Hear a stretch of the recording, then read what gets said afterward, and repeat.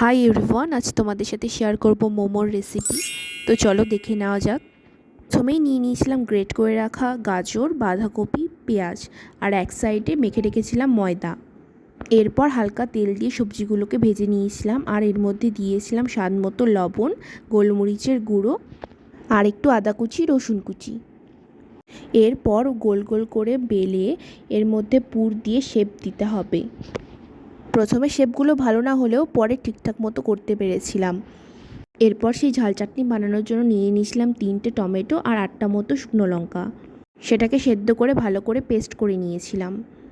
এরপর কড়াইয়ে তেল, আদা কুচি, রসুন কুচি দিয়ে সেই পেস্টটাকে ঢেলে দিয়েছিলাম। সেই পেস্টটাকে ভালো করে কষিয়ে নেওয়ার পর স্বাদ মতো লবণ, 1 চামচ মতো সয়া সস আর 4 চামচ মতো টমেটো কেচাপ দিয়ে দিয়েছিলাম। এরপর সেটাকে ভালো করে নেড়ে চেড়ে কষিয়ে নেব। কষানোর পর যখন এরকম অবস্থায় চলে আসবে জিনিসটা, তখন আমরা উঠিয়ে নেব। এরপর একটা পাত্রে জল গরম বসিয়ে এই ফুটো থালার ওপরে আমরা শেপ করে রাখা মোমোগুলো দিয়ে দেব।